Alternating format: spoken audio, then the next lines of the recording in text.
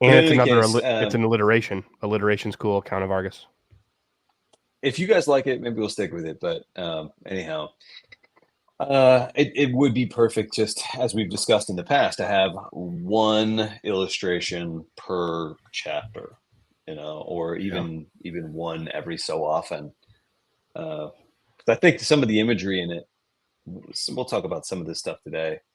Oh, we're live. Yeah, I just figured we'll go live just because I'd rather not be the person that we're waiting until 1 minute. And you have those fans. We already have someone tuning in. You have those fans being like, it's 4 o'clock Eastern time. Where the heck are they? I wanted to make sure Exactly. I at least started. Evan, if possible, though, at the end of today, if you want to stay for another couple of minutes so we can talk about Patreon moving forward and what we found with webcomics, Yeah, sure. only if you have a little bit of time. Yeah, definitely. And I know you're dancing, Evan. I know you're over there dancing. Yeah, Welcome, okay. everybody. Welcome, everybody that's tuning in. Welcome to another Beast Creation with Unfound Adventures. I'm your co-host, Dylan, and I'm with Matt and Evan today. Evan will only speak using his digital surface. He says hi. If you're tuning in, name, where you're from, and what path you're walking right now. So if you're tuning in, your name, where you're from, what path are you walking? Welcome to our Facebook Lives where we create a beast on the spot. And by we, I literally just mean Evan, and Matt and Dylan answer questions about the story of the Tales of Bestunia, the world of Unfound or universe of Unfound Adventures, and Evan answers questions about the comic drawing experience. So if you are tuning in and you're like, man, I would love to go behind the scenes and learn more about the creative process, learn more about world building, learn more about what it takes to plot a book. How could I do this myself? How could I create? If you have any questions, like if I was reading One Piece and I was like, man, I have a chance to ask Ichiro Oda a question, what question would I ask? And then he could help me. Feel free to ask us. Not to say that's who we are. We're not that good at all, but that's the space we want to give with these Facebook Lives. So I'm Dylan. Matt's here. Evan's here. Hi. Hey, Matt Gang's all here. Matt, you're just getting back from Puerto Rico. How was it? It was awesome. Really, really inspiring. Traveling is always inspiring.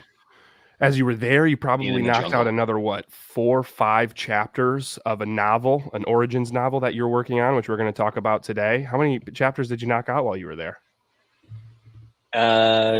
One, but we'll Wow. just say I'm writing it faster than it can be read. Yeah. So if anyone has any Would you questions, agree?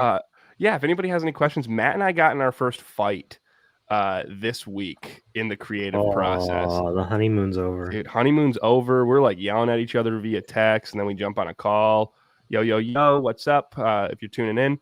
So if you want to ask about the fights that happen when you're collaborating with people, I'm still waiting for the first fight Evan and I have. I don't even know if that's possible. I'm already scared of them. So if you ever have any questions on that, feel free to ask. Today we're going to talk Account of Argus, origin novel that is very long and has a lot of needs. It's let's call it a needy novel that needs a lot of attention. We're going to talk about Account of Argus today, and then That sounds right. we're going to create a calling, a builder breaker beast for one of our Kickstarter backers. Rami Vance. He backed our comic. He's actually helped us with our structuring of our books. He wanted to donate to his son. His son John came up with this beast, and I reached out to Rami and I'm like, "Hey, do you want to go through this worksheet with your son, or do you want me to call him?" And he's like, "It'd be awesome if you called him and went through it, but I wouldn't be shocked if this call only lasted 5 minutes." He's like a young boy. He's got a short attention span. He's go. So we'll see how it goes. I called John and talked to John for an hour and a half, and he was giving me ideas for the comics that we're doing, the ideas for the story, and he came up with a really kick-ass beast, first swear word. And he gave us the idea of calling beasts familiars. He's like, well, in Dungeons and Dragons, my dad calls them familiar. You're doing a swear counter? 1. Yes, I am. Thank you. Dylan's square counters at 1. He's like, my dad plays Dungeons and Dragons and I play Dungeons and Dragons, and we call the beasts familiars. And I'm like, I'm going to use that if I ever speak to a old Christian lady that doesn't like the word beast. So we're going to create his today, and we're going to start off by me reading what it is and what it looks like. In the meantime, Matt, any big lessons, any big takeaways you've had recently with the comic creating process while I find this myself? Other than Oh it takes a man. while for me to read. Well, to allude to our recent fight, I think that it's never fair to ask something of somebody else that you're not willing to do yourself, and it's always better. It's always better to recognize that someone else might be as enthusiastic about their time and energy that they put into their creative efforts as you are to yours. And sometimes you really need to take a good amount of time to appreciate that effort that they put in, if you expect that in return. How's that? That's great, dude. I'm really glad you got to learn that lesson, and I'm very happy for you. Who apologized Thanks first? for helping me teach that. Who apologized first? Actually, am I allowed to say this? Matt apologized first, and I was working on not trying, because I do my best not to. If somebody gives me a compliment, I try. It's taken a lot of years to not just be the person that reciprocates a compliment, because then you don't let it sink in. And now I think it's even harder to. I took Matt's apology and I didn't want to reciprocate right away and be like, oh, well, I'm sorry too. We're both sorry. So I took it and I'm like, man, thank you so much. But also he apologized first, and I'm still sorry that I couldn't keep up with his writing and my editing. I am not a fast reader, and I let other things take priority when they shouldn't have. Matt's got an incredible book coming out, and I'm excited for everybody to read it. But if we are keeping count of apologies, Matt won. Dylan, Yeah, can you add that to the bottom? I already counted it as a swear. Oh, okay. Nice. Today, I wish I try to put it in the comments, but I'd have to show so many. We're gonna start off first off, for the record, Matt apologized first. We're gonna talk about. I'm gonna describe what John told me his beast looks like. So for those that are new that are watching, remember there are 3 paths in Bastunia. Matt, what are they? The explorer, the defender, and the builder. Right? The explorer, someone filled with wonder, that adventurous soul that constantly wants to get outside their comfort zone and just see the world or see something new, right? The defender, that person that wants to protect and preserve this gift that was given to them of life, right? And the builder, that creative mind that's like filled with curiosity of what can I make of this world, or what can I tear down in this world? This is the 3rd path. So this beast is a builder beast, and within the builder beast, there's 4 beast types. Evan, I'm kidding. Evan's not going to know. Matt, what are the 4 builder types? There's makers, there's breakers, there's supporters, and there's strategists. Right, makers, breakers, supporters, strategists. Makers being the visionaries, the strategists being kind of the behind the scenes people. The supporters being like, hey, how can I help you build what you're looking to build? I'm along with you in this vision, but I want to be a role player, which is a beautiful thing. And then the breakers are the people that need to like tear some things down when they need to be teared down, like when that destruction needs to come in. This beast is a builder breaker, and its name, which I believe Evan knows. Evan, do you know its name? Maybe. I forgot. I didn't write that in. Its name is Mady, and it is 4 feet tall. It is 2.5 feet wide, and it is 6 feet long. What color is it, John? John says it's, even though when he starts to describe it, it goes away from this, but this is the first thing that he told me. It is peach colored on one side, gold on the other side, and its colors are split down the middle. And then when I said, hey, describe it, he says it's on all 4s. It's half magical creature, but then he told me it was thirds. It's 1/3 cheetah, 1/3 elephant, 1/3 selkie, which shockingly is actually half human, half seal. So this is going to be you're going to have to know math to know how much animal and how much human is in here. It has the face or the head of an elephant. The tusks are yellow with black dots. It uses its tusks to mine. So it's a builder breaker. Specifically, it mines for minerals. It's half the size of a regular elephant's head. I hope you're taking note right now, Evan. Its ears are the same color as its tusks, but it has the slender body of a cheetah. But its body is more gray. It's got gray spots. The back legs of an elephant, the front legs of a cheetah, long legs in the back, shorter in the front, kind of like a rabbit. The tusks are like antlers. Everything's curved like a typical tusk shape, but multiple tusks come out of one tusk. At the top, there's more elephant tusks. The two tusks aren't identical. It's very important. They're not identical. It's not a symmetrical head. The bottom of the tusks are like a cheetah with the cheetah colors. Some color of the tusks are seal gray. So now we're going away from what the color was in the beginning, but we're going to do our best. We don't have colors anyway, so it doesn't matter. Some are beige like a human. The tail, it's got a tail like a selkie, tail like a seal, kind of like a groundwater type if this was a Pokemon, he said. It's got human arms under its head, but before his front leg. So now we have 6 appendages here. And it uses its arm to collect the minerals and break up loose rocks. I am so swear word is right. I am so goddamn excited to see what Evan creates with this. I'm gonna call it a monster. So if you're tuning in, that is John's beast. That's what we're going to be creating today. And as Evan creates this, you can ask us questions that you might have about the creating process, about the drawing process, about the plotting process. You can ask about our story. Just hang out with us. It's the end of the week. I'm at 3 swear words. Matt apologized to me this week, so I'm feeling good.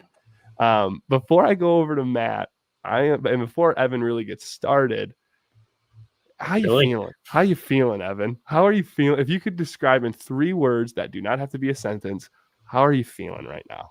Are specifically with regards to Matey or just in general? No, in general. I know you're going to say fine, good, great.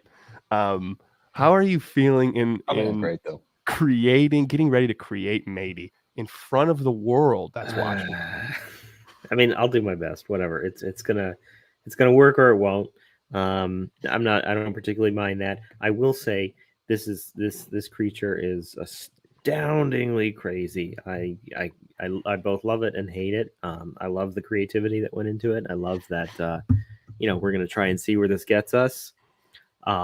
If this were, it makes sense that Rami's son has created this. Yes, Rami, if you're watching, we love you, man. If this were a commission that I received from like a paying client, I would say no. Wow, nice. But he's receiving it from a 9-year-old kid. Yes, but no. This is not a slight on your creation. Really, it's just that this is really hard to pull off. This will be really hard to pull off effectively or appealingly or believably. There's just so much going on here. And so, maybe with like a lot of time and a lot of trial and error and a lot of push and pull, we could get something that kind of nails most of what you're going for. But, in an hour on a Friday surrounded by a bunch of clowns, it's tough to say that. It's tough to say how successful this is going to be, but I'm going to do my best. Oh, we're excited. At the beginning, as you're taking in everything that John has requested this be, that you're starting out with some simple shapes. There's circles. There's are you intentionally? Yeah. How intentional are you about what you're doing with just? I see that the head. There's some circles there. Is this gonna be a good structure for the final drawing, or is this just like what's coming to your mind right now? Again, I mean, assuming that we're just like drawing straight ahead, which is kind of how these live streams go, because there's that performative aspect of them. I'm not going to like get to go back and really iterate too much. So yes, anything that I do is by and large going to be the structure for the final drawing. And so, yeah, I start everything with very, very simple shapes, and that's really all. Even complex forms, organic forms, drawing a figure, anything can be reduced to really, really fundamental shapes: circles, squares, triangles, or 3-dimensionally cubes and cones and cylinders and things like that. They're they're the atomic particles of any given form in drawing. And so here, what I'm picturing here is that this is kind of the elephant's trunk, since we're dealing with the face of an elephant. And you got kind of the crest of the trunk here. The forehead is probably going to come over here. That elephants and rhinoceri and all those pachyderms have this really great and recognizable like back hunch or shoulder hump. That's definitely an element I want to bring in. So that's kind of what this landmark is meant to be. And then I've just got very vague shapes for the ears, because elephant ears are another like super recognizable aspect of elephants. But I don't really want it to just feel like we've put an elephant head on a chimera or whatever the heck this turns out to be. And so I'm kind of uncommitted to that as yet. I want to see what we can do to make that a little bit more complicated or original, or make it feel like its own thing. I'm so excited. We're going to take this down for a second here, but the question is, if you're watching, what words come to mind for you when you hear about this beast? And we're going to talk about its story for a little bit. And then so Matt, if you want to go back to that page, I'm going to describe some of the story. And what I'd love for you to do is, if you could go up towards the Earth Temple. So where Mady lives is in the river outside of the Earth Temple. Mady mines minerals in the river outside the Earth Temple. Can we zoom in at all, Matt, to like northwest, almost as far northwest as we can go without being in the mountains? So we see Main City. It's north of Main City. Matt's zooming in a little bit more. We see right here at the top, we have the Earth Temple. And then right under there, we kind of see this river kind of goes a little bit in a circle and it bends down. This is where Mady lives. This is where John wanted him to live. It's one of the questions we ask these kids or adults. Italia is not a kid, Bella. If you're listening, she's an adult. It's questions that we asked her is, where would your calling live in this world, right? Because we start to get a picture of, it's another framework of what is the ecosystem? What does my life look like, day to day, for where my calling would be, right? So he wants it to be northwest, right outside the Earth Temple. The Earth Temple is where all these temples is where spiritual leaders live. The spiritual leaders in Bestunia are called Eldwisers. This comes from a trip that I took in Kenya with friends, and we wanted to say the name Wise Elder, but we kept saying the name Eldwiser. So the spiritual leaders in the temples are called Eldwisers. So Mady lives outside the Eldwisers Earth Temple. And the story is, very quick story, is it can't build. Mady does not know how to build, but he knows how to teach others how to build, right? He knows how to do it, but he can't do it himself. And he can only teach makers. So he's a breaker that teaches makers how to build, and then its job is to break it back down so they can start over.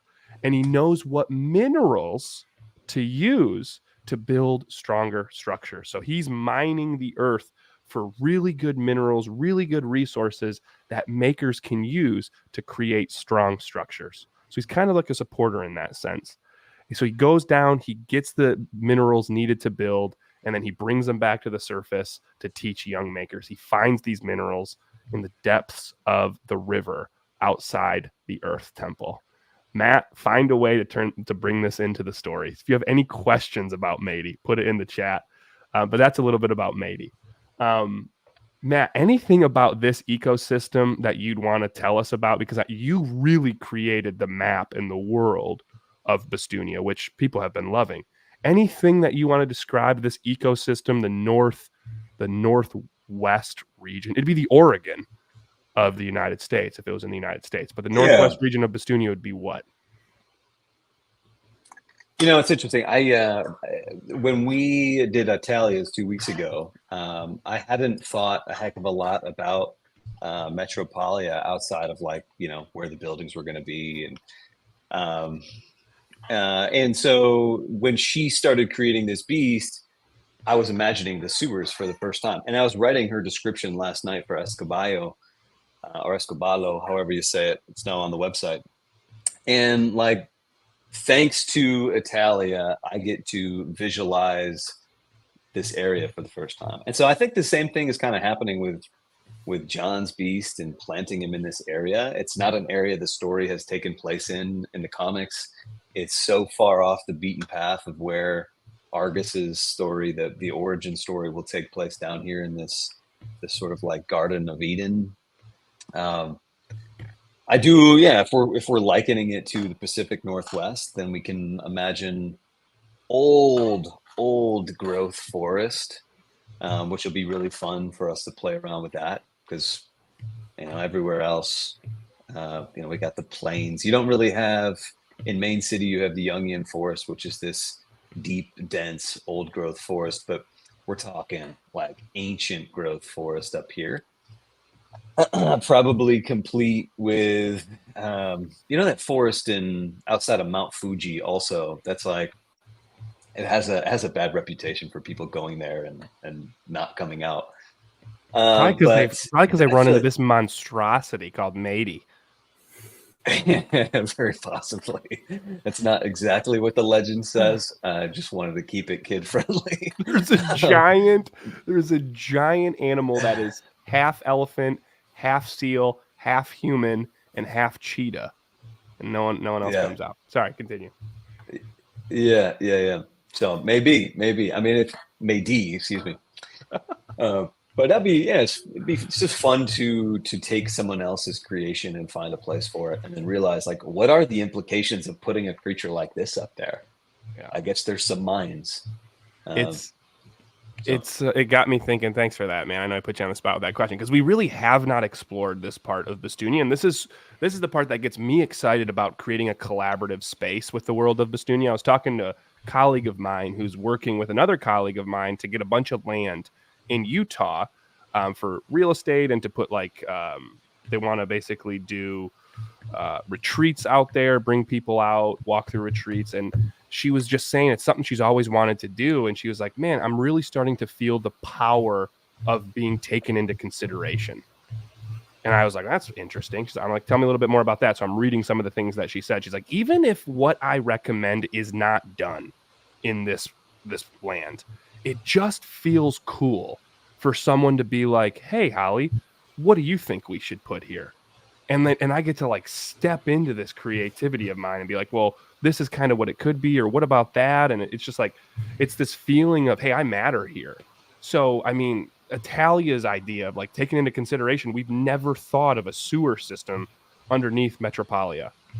And Metropolia is actually what Matt Seitz has recommended, is what he calls it. I'm like, that's awesome. Let's go with it. So the more people that contribute to our world, the more we want to take into consideration what you have to say. And the whole concept of Unfound Adventures is, the reason we're calling it Unfound is it is not found yet. It's not lost. It's not found yet. We want to work with our following to figure out what's in here. So if you ever have an idea, there's no such thing as a bad idea. Like, everything will be taken into consideration to figure out how we can make it work. If it's real, what is it, Matt? If it's real to you, we'll make it work. So especially early in the process, we probably won't be able to say that forever, but early on, when someone has an idea, like, bring it to us. So I'm getting ready to thank you for sharing this, Matt. I'm going to bring Matey back onto the screen. I am so excited as we go. If you have questions about Matey and the creation of Matey, like, he's already got minerals in his hands. I love this. Those are minerals, right? I mean, it's a rock. I don't like the rock. I'll come back to the rock. If I didn't know what it was, then I would be embarrassed if I were you. But the fact that I knew what it was, immediately what comes to mind with this, have you ever seen the like theoretical images of what would a baby centaur look like? It's like a horse will come out of the womb able to just run immediately, but it's got a baby's head.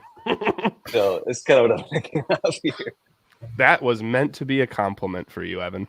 Yeah. All right. If we are not getting some questions, but you're curious of the world and you're like, I'm too embarrassed to ask a question. What question would I ask? We'll ask questions for you. And my question is, Matt, you are working on an incredible origin novel for the world of Bastunia.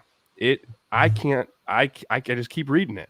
Actually, now that we have talked about it, I'm plotting it. I've been reading it a lot faster. I'm 3 chapters through. I know you've done 8 chapters so far, but we are in the comic of Tales of Bestunia. We are seeing what we call 300 years into Bestunia's history. And we are seeing, and the reason I do this is Matt will talk about this, I'm sure soon. We're seeing a metaphorical 300 years into Bestunia's history, and we're following this tale of this young girl who's living in a world where there is no higher being to gift these callings to the world. And she's born without a beast. She's born without a calling. She's stubborn. She wants to be the best, but she has no idea what she wants to be the best at. And out of nowhere in the first chapter, she is gifted the first calling in the last 16 years, and it's the lost God himself. And her job is to bring this God back to where he resided in the first place. This is potentially 300 years into the history of this young world. And one of the things that you said, Matt, as we were writing this is, where did this start? Like, how did we get here? And I remember you and I spent like a whole weekend putting a timeline together for the world of Bestunia, right? And for some reason, we kind of like put that to the side, and it helped us create what we're creating now. And you had this idea. You're like, hey, I want to come back to it. I love writing. Matt does all the written prose for Tales of Bestunia. And you're like, I'd love to write an origin novel. I'd love to try to figure out like this early savior of Bestunia that we've been talking about and actually write about him. So Matt has been working diligently, super hard, incredible book. It's going to come out hopefully for our next Kickstarter. It's called The Account of Argus. And it's an origin story for the Tales of Bestunia. Yeah. That being said, Matt, I would love for people to get a first glimpse of The Account of Argus, where it takes place. I'm getting ready to bring this back onto the stage, where it takes place and what is happening through, I know you have 3 parts, but at least through the first part. Yeah.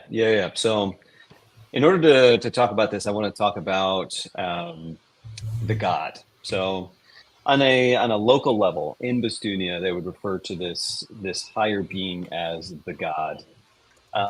But the gods themselves, they have a hierarchy all of their own, like where there's the Most High, and then there's what's called arcs, and they're still like all powerful beings, all knowing, all powerful. And then there's what is called a hybrid, and a hybrid is that sort of third level. And the god who's created Bestunia is this hybrid, and we see him after he's, if you've read book 2 of the comics, or if you've read to the end of book 1, you see him, but he's like been reincarnated, or I don't know how you would even say this. You see him in like an immature state, right? It's like we're putting him back in this immature state of this young monkey. He's based off Sun Wukong for anybody here, but he's almost being like, he's way more immature and needs to start his path over again. Yes. And so, he's a baby. And so that's interesting. And you're going to see him in the comics become what he once was, with some different flavors. But it's going to be fun to play around with him in the origin story, because he is everything that he will ever become prior to this, essentially like this reset. But just like on Earth, what we know about our God has to be inferred by looking around the world. I know we have religious texts that we can turn to and stories we can turn to, but if you don't have those texts, you're just going to have to make inferences by living in the world and kind of like looking at it from an academic sense. And so this is the world that Argus is dropped into. Now it's like year 35 at the beginning of the story. And if we go back to year 0, what we see is the original 99. It's Ubuntu, the god, taking 99 people from different time periods, from different planets, from different schools of thought, from areas that are from found planets. Now, let me know if I'm going to get into any areas that you feel like we want to kind of keep in our pocket, Dylan. No, I think it's fine. I'll give a 'Cause really quick example of we're good. at a higher standpoint here. These high gods called arcs, their job is to orchestrate and build worlds where every person in said world is brought to this world knowing that they are a piece of the Almighty. They live and exist every single day knowing they are the Godhead. They are here to learn a lesson, and they live this philosophical, spiritual life. So these are people Perfect. of the found. The found, right. And so Buntu, our god, takes 99 of these people and he sends them to Bastunia. It's to recreate that which they had in their former planet. What is very different about Bastunia versus where they come from is there's this external galactic threat. In one of the upcoming weeks, we'll explore more and more what is an Azigra. That's this external chaotic energy that wants to rip people away from their callings and help and force them to forget. A little bit of chaos is good. A little bit of unknowing, you learn, you get to forget for a little while, and you get to remember your origin, like remember what it really means to be human and to be partaking in the divine. But too much chaos is bad. And so what you see immediately when these 99 people show up in Bastunia for the first time is Azigra. And Azigra, there's kind of three different groups of people in this 99, 33 from each of the three groups. There's 33 that are very body oriented, more like soldiers, more like warriors. You have 33 that are very heart oriented. I think of like a yogi or people that are very, very, very calm, very in tune, very peaceful, very meditative. Shaman-esque, I feel too sometimes when I think of heart tribe. Yeah, and then you have the mind tribe, and I think back to ancient Greeks in the invention of a lot of these disciplines, a lot of these academic disciplines. And so Argus happens to be growing up in what we call the Sophistra, and it's this Greek, and etymologically it's Greek. It's the pursuers of knowledge. They're the mind tribe. But they're so try not to say too much, but also capture the essence of the story. It's this guy who is destined to unite these three tribes, because in those first few years when Azigra start attacking and people start falling away from this constant knowledge of being found and walking in alignment 100% of the time with their calling, they start to, a little bit of judgment sneaks in, a little bit of fear sneaks in, a little bit of separation sneaks in. And so the tribes split off. And it's essentially Argus's story of realizing that unless you bring the heart, the mind, the body together, then they never stand a chance of remembering what they've forgotten, of getting back to what it's really like to be a found planet. So all the pieces are there, but the pieces, like a puzzle, are scattered around the world. And Argus is not like, it's not like he's born being aware of something that everyone else in the world is not. He's like us, he's born in a world where people are telling him it's black and it's white. This is how it is. You have to study these types of things. This is what your life is supposed to look like. We frown upon music because music is not contributing to an academic study. And Argus's beast is literally a steel pan turtle. And so a boy who's born with his calling, if you can picture one of those hand pan drums, the turtle is this hand pan drum, and he's growing up in a society that says it's very footloose. Music is getting away from your true Argus your studies. is Kevin Bacon. Argus is Kevin Bacon. Yeah. Kind of think And now- Abraham, or I'm sorry, think of Moses mixed with Moses, Kevin yeah. Bacon. Yep. Exactly. There's So- a casting choice they missed out on. Real quick too, Matt, before you come in, because Buster's Yeah. joined, Mark's joining. You haven't missed much, Buster. We're explaining our early origin novel. Matt is working on an origin novel right now called The Account of Argus. I'm going to do a little bit of a summary in Dylan's terms.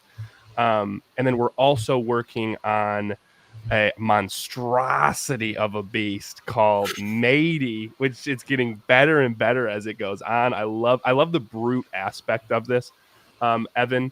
So it is part cheetah, part elephant, part seal, part human. Evan gets a harder and harder task every week. But as he's creating this in the background, which we're going to come back to it, Evan, this is amazing. Matt is talking a little bit about this novel that's coming out, and at a high level, this universe is separated between found planets, which are people that are born in this godly realm, knowing they are the Godhead themselves, and everything they do is to learn a lesson that the Godhead, which is them, needs to learn in this lifetime. It is a very hippie, woo-woo side of this universe, right? Evan. And from this, also there is a darkness, there is an evil called the Azigra, which are trying to have people descend into being lost, right? So we have lost and found. And when Bestunia is first created, it's created with found beings, which is like a shining light to these lost entities of like, holy crap, didn't swear. We need to go destroy that planet. We need to rip these found beings into the lost realm that we exist in, into utter chaos. So Ubuntu has created this world with found beings and is trying to ward off this cosmic evil coming in. In the meantime, we have a main character of Argus who's a little bit in between. He's not fully lost. He's not fully found, knowing he's the Godhead. And he's trying to exist in this world that is slowly separating. Is that pretty much, that's a kind of a summary, Matt? That's great. Back That's to great. you. I'm gonna come back into this so we don't put so much pressure on Evan trying to create this monstrosity. I'm gonna come back and share this on stage. Evan, keep doing what you're doing. I love you. Yeah. So one of the things I want to say about it is there's the clear external threat. There's the Azigra. Recently, Dylan, you were likening it to the White Walkers in Game of Thrones, and meanwhile, you have the throne, and they're really trying to keep the throne together. The But flipping there's Lannisters. people. Yeah, the people are getting in the way of unifying together so that they can actually turn and fight the main threat. Very similar to this. Definitely pulling from so many of my favorite elements of stories. One of my favorite little plot writing devices is is the really quirky, enigmatic professor. It would be, and what is it? What is her name? Bella, if you're watching in Harry Potter, what is her name? The one that can like foretell the future. If you guys know what I'm talking Trelawney. about. That Trelawney, yeah. There's Trelawney. There's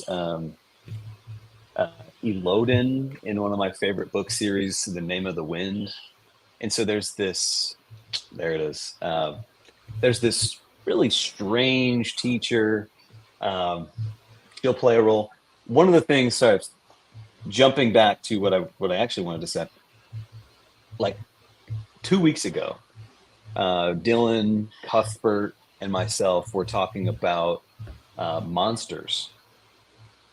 Sir Night-Eye, My Hero Academia. And one of the things that we talked about, and this is getting back into a discussion about the God, about Ubuntu, and inferring what the God is all about based on what you see in the world.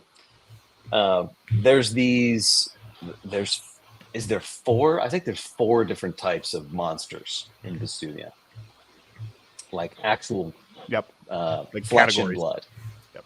Yeah, 4 categories of monsters. There's what we call stock, which is just like instead of a Cows, chicken, you might call it chickens, a clucking, a hopper. What do we say? An A oinker. bobber, an oinker, an oinker. There's just like your animals that you would expect to see on Earth, maybe with funny names, maybe not. I don't know. That could get obnoxious in a hurry. The oinker, the bobber, the moor. We're gonna keep an oinker. We're definitely gonna keep one called an oinker, but everything else we Sure, can change sure. if we need to. So then there's stock, and all of these play some role. If a god is bringing them into the world, they're going to play some role in what the what the god wants to do. And so, stock, maybe this is like your livestock. It's like food, animals that you would raise, and they'd serve some purpose in your homestead. Then there's another one called predators. You got to wonder, why would a god fill the world with a bunch of dangerous creatures? So there's couple that we've had in stories. There's these creatures called pioneers. There's creatures called striders. There's other creatures called dwellers.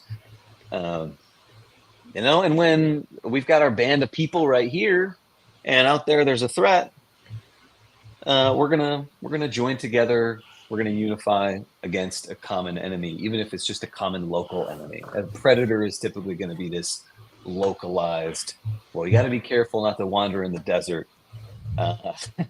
Because you gotta there's stop out reading the comments as I put them on the screen. Then there's guardians. Sorry, go ahead. Okay, go ahead. Evan, Buster wants you to know that this beast looks like it eats oinkers whole. Thanks. It survives on a diet of oinkers. Oinkers and bobbers. Sure. Maybe some hoppers and some moors too. Great names. Continue, Matt. Then there's guardians. This is the third class up, and a guardian would be like the basilisk, for an example, this giant thing, a leviathan. In Cuthbert's story, a couple of guardians, or at least one guardian I know of for a fact, will come into play, and be.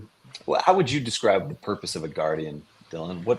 I'd call guardian would be in my. It doesn't have to be predatorial. I think a predator would be one that's like it's a common enemy because this creature is going to come after us, and we need a common enemy to unite together. A guardian I see more as a protector, whereas the god would put important artifacts in a world or important clues in a world.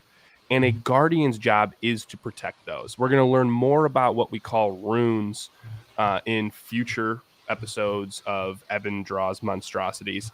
And a guardian's role would be to protect something that not everyone should be able to find. And it's going to take true heroes, true found beings, or true heroes to be able to get through these guardians to find what they need to find. There's going to be a select group of people that can help progress society. Guardians would be a test to those to make sure they're worth their salt for this world and its progression. Yeah, perfect. And then the last one, the fourth one, the biggest ones are called scapers.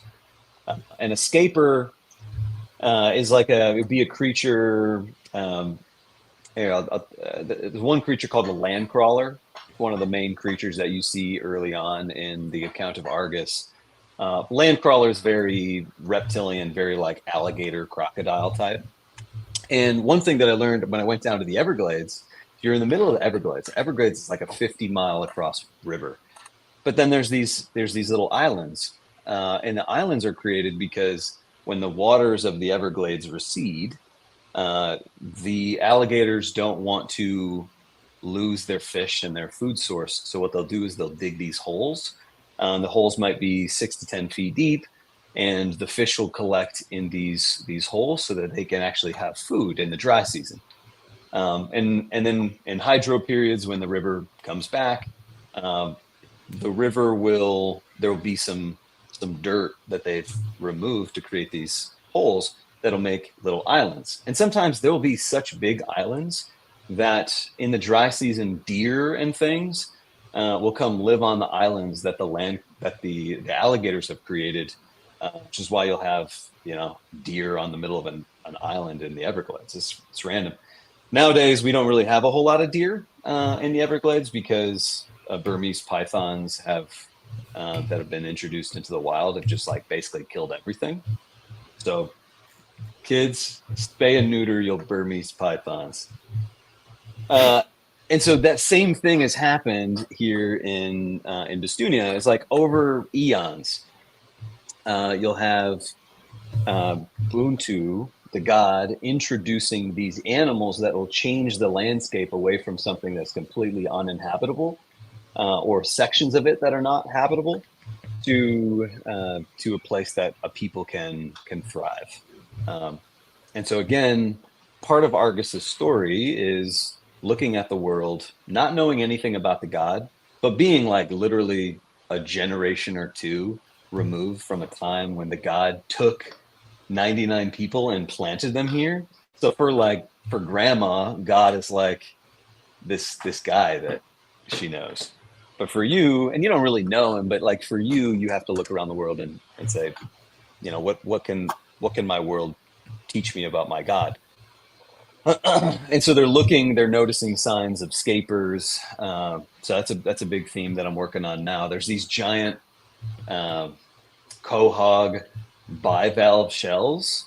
Actually, whenever you want to share my screen again, you can see on the beach here, there's these things that are like 150 feet wide, these massive shells. Those are the blue ones. I just want everyone to know, when you first sent me this, I thought those were tents. Like, I was, because I just looked at them as like blue specks at first. I'm like, oh, look at the tents on the beach. Those are huge shells, for anyone to know. Sorry, Matt. Go ahead. They're huge shells. And again, getting into nerd territory here, but what a bivalve will do is it'll filter feed. So like when you have oysters and clams on the beach, it'll clean the water. So it's a really good thing to have, like, you know, wherever you're living, a bunch of oysters, a bunch of clams. So again, it's like, what can we infer from our God? What do we know is we know that he's using these giant scapers to create the world. Everybody that's born in this world is born with a beast or a monstrosity in some cases.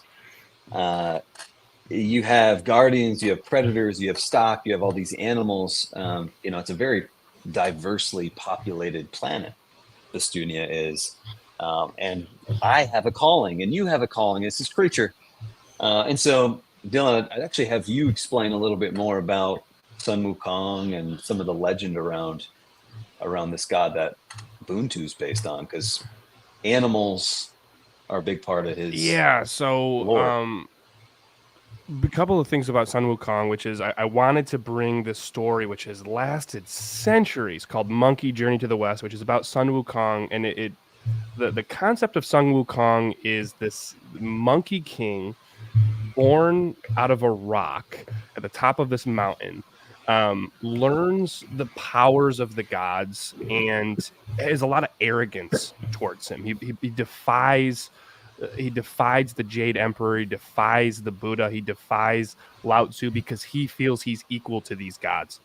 And it's this story of him working his way up the ranks, getting into a bunch of trouble, and earning a seat next to the throne with the Jade Emperor. And he takes it for granted. And the Buddha comes in and humbles this great god, Sun Wukong, back down to earth and crushes him under this mountain and leaves him there until this young monk comes and seeks his aid so he could bring these Buddhist scrolls from India to China.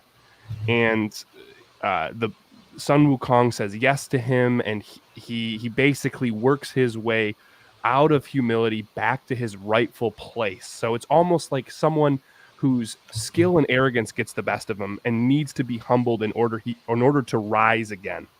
I love the story of Sun Wukong, and I wanted to bring it into this world, and that's who Ubuntu is. Sun Wukong is probably one of the most cool and powerful gods you will ever read about. He has the ability to take the hairs from his fur and pick them off and disperse them into the wind, and they actually transform into his monkey horde. He has this, like, each piece of hair turns into a monkey warrior. It's an army he has before him. He also has the power to somersault thousands of miles at a time. He flies on a nimbus, very similar to Goku. If there's any fans of Dragon Ball Z here, he was lightly based off of Sun Wukong. And one of his abilities is called 72 transformations, where he learns to transform himself into different creatures, right, to help him perform certain tasks. What Matt and I have done, that you'll see in this origin novel, is bring two of Sun Wukong's skills or powers together, where creating these creatures, these stock, these predators, these guardians, these scapers, and these callings, how he creates them is from the hair of his own body. So we're going to see certain creatures come up in this origin story, which is, again, to kind of give anybody listening to this saying, what is the origin story about? It's about this young boy, young, he's an adolescent man, born in this time of a little bit of chaos while this world is starting out. You know, Ubuntu is still a young god trying to progress this society, and this Argus is born within it. And his job is to first find himself. I think what we're going to find in the first part, from what I've read and what I've loved and what I've understood, is a guy who is almost ripped, you know, where Joan gets thrown her calling. It's like, whoa, I didn't want this. Argus is kind of the antithesis of it, where he gets ripped away from his calling. He gets ripped away from his purpose for a time, and saying, what is my job here? What am I supposed to do? And he works his way back into understanding his calling and what he stands for. And in that, catches the eye of this great god to unite the realm against the common enemy of the Azigra. So I'm super excited. Did I do a decent job there, Matt? Yeah. And I know there's not going to be everything perfect because I still have more chapters to read. I'll be editing this. Matt and I have been plotting it more this week. So I'm excited to bring this to everybody. Anything else on that, Matt, you'd like to, I know we have like 5 more minutes, and I want to come back to Evan and see how anything else you want to touch on account of Argus? Last thing, I shared this with you after a day spent down at the water in Austin. But I think that this is really analogous to Argus's story. So he's this young, just like the god, like young, somewhat rebellious, doesn't really understand why things are the way that they are. He just like looks at his authority and kind of wants to just bring it down. It's just, that's essentially what rebellion is. It's not walking in your highest path. It's looking at everything that you're told to do and saying, you know what, I'm going to do the exact opposite of what I'm told to do. It might not even be good for him. He's just going to bring down that which is recommended. And this one day, I know it's kind of funny, kind of odd, but I live in Austin, and we had the hottest summer on record. And so it was unbearably hot, like 105 degrees every day for 50 days or something in a row. And no rain. I don't even think we had a cloud for 45 days. And so we have these 2 rivers, really these 3 rivers that make up the city. There's Lake Travis, which is way up high. Then there's Lake Austin, which is in the middle. And then there's Town Lake, which is around the city. And Lake Austin is that's like where Matthew McConaughey and Elon Musk and Joe Rogan live. And honestly, throughout the summer of no rain, did not change an ounce. Because up at the top of Lake Austin, there's this dam between Lake Travis and Lake Austin. And we go and we hang out right below the dam. It's called Mansfield Dam. It's beautiful, like a bunch of cypress trees and fish and wildlife. And when you're below Mansfield Dam, you can be completely in denial of everything that's happening in the world outside above the dam. Because above the dam, the water is down. It's to like 35% capacity of the river. You have people that have docks that are like hundreds of feet away from the water. And it's scary. It's like it's drying up rapidly. But we're hanging out below the dam, and we're in complete denial of everything that's happening.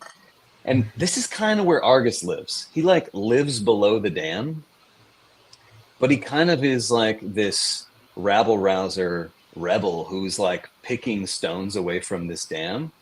Just like, this structure. I hate this structure. I don't like this structure. I want to break this structure. Not realizing that if he broke down the dam, like everything below the dam is just going to get washed out, and he's not going to be able to live. in this place that they've lived. So he's got to like peek his head over the dam just to realize how much danger there is out there, so that he can actually say, "Oh, I see everything that my leaders were trying to protect me from." Unfortunately, the dam is going to come crashing down whether he likes it or not. But he just had realized that they've been holding back chaos for so long. So anyway, that's kind of what this story is all about. It's been really fun. I used to live in a van down by the river.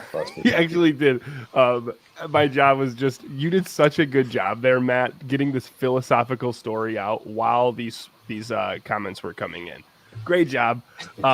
It's funny because the ignorance Argus lives in, but the power he wields is also very analogous to the story of Sun Wukong. So it'll be really cool to see Argus teaching Buntu through his story, and Buntu getting to help someone that is going to have a similar trait and personality to him. We're going to see a very similar brash, I don't see the full picture of Buntu and how he views these higher beings of the entire cosmos of arcs. I know we talked about a lot today. Like, anytime Matt talks about his worlds, I am fascinated with how much depth he can put towards it. And I would say both of us, like, we've both been putting a lot of depth towards this. One is I want that to show anyone that's watching that we are putting a lot into this. This isn't just a comic we thought would be cool to make, and we're flying by the seat of our pants as we put it together. We've done a lot of world building and understanding the full lore. Evan could have been laughing at us if he is. Screw you, Evan. But it's just ironic that you're saying this is we put a lot of work into this. We're not flying by the seat of our pants while I'm creating an elephant, cheetah, human, seal chimera here. That was actually funny. Yeah. And look, you're already getting compliments from Buster. This beast is incredible. The other reason we wanted to talk about this, though, is exactly what Evan just, you beat me to it, man, is we wanted to use this time to take a little bit of pressure off Evan, who is creating an newly imagined chimera beast. And that instead of someone saying, hey, put together a lion and a goat and a snake, it's a young child saying, how about a human and an elephant and a cheetah? And what about a seal? And we're like, yeah, we'll do it. Matt and I say to her, yeah, we can definitely do this. And it's all put to Evan. But for Evan to try to create this beast from the seat of his pants and answer all the questions he typically answers in these Facebook Lives would just be ungodly cruel to Evan. So what we wanted to do is also give you a glimpse into the world we're building so we can give Evan some space. Evan, I'm not going to lie, man. This is, when I was talking to John, and John, if you're watching this, I say this with love. When I was talking to young John and he was telling me about this, in my mind, I'm like, there's no way this turns out looking cool, but we'll figure it out for you, man. Way cooler than I could anything I could imagine in my head. There we go. Look at, we already got people saying, I want to create one of these epic creatures. If you want to create one of these creatures, which I think is also cool. Some people just want to create because it's fun to create. I think that's where John was. It's like, what about this? And what about this? Other people like Cooper, like Italia, like myself, kind of use the quizzes that we have or use the frameworks that we have to put a piece of themselves into their calling. Like when I create my defender calling, when I create my explorer calling, I'm putting meaning onto it using what I know from my life. I think it's cool. That's why I like personality tests, is they tell you a little bit about yourself so you can put more meaning on it. This is a little bit more of a creative way to put meaning on your life through a fantasy land of Bestunia. So if it's something you are interested in, don't hesitate to reach out. I think one of the coolest things that happened this week, I haven't even told Evan and Matt, is we had our first 2 random people this week that just found us on Instagram reach out and say, hey, I want to create my own calling. Hey, I've actually already started to draw my own calling. Zero clue who they are. So starting to pick up more momentum there. More is going to come with the Kickstarter that we will be launching most likely in the beginning of the year. And there's a lot that can be added to it. It's one of the things Matt and Evan and I are going to talk about right after we go off stream, is what we want to add to it. We have a children's book coming down the pipeline. We have chapter 3 of Tales of Bestunia coming down the pipeline. We have the Account of Argus Part 1 coming down the pipeline with 2 more parts at least after that. And potentially a podcast where we can have a voice actor walk you through this novel. So there's a lot coming down the pipeline, potentially a TTRPG, a Patreon, a lot we want to bring y'all to just help you tickle your own fancy for your creative imagination. If you ever have questions, if you ever have ideas, please don't hesitate to add them to this group. There is no such thing as a bad idea. We appreciate everybody tuning in today. It's cool to see viewers go up every time we do this and people staying to the end. It's only the beginning. And it's going to be fun looking back at these times to be like, do you remember when we were first starting? So I just really appreciate it. Evan, I know you're doing your final shading, but I don't even want to ask, because my question would be like, how do you feel it went? Which the answer is, this is incredible. And you're going to be like, oh, I'm a little upset about this. I wish I could change this. So I don't even want to hear that. We're just going to end with, holy crap, last square counter. Holy shit, Evan. You're very effing good at this. Thank you. Matt, anything you want to add? I'm getting ready to mute him too. I couldn't. Anything you want to add? There we go. I muted his mic. Anything you want to add, Matt? I'm so impressed. Yeah, this came out amazing. I agree with Mark. Every time I've honestly contemplated downloading Procreate. I'm just like, I got to learn this. Yeah. It just makes it look so fun you make it look easy. I know you're extremely talented at it. Yeah, it's decades in the making. I bet he's trying to talk right now. He's realizing he's muted. And this is also something coming down the pipe, is Evan kind of teaching you the thank you, Evan. Evan teaching this, like, how do you cross hatch? How do you start to draw Joan? How do you start to draw things like this? We have that coming down the pipeline as well, whether it's for yourself or your kids. We want to create a collaborative space for you and your family to have some fun in. So with that being said, appreciate everybody for tuning in. This is just the beginning. Thank you for watching, and we will see you on the next episode of Beast Creation with Evan, Matt, and me.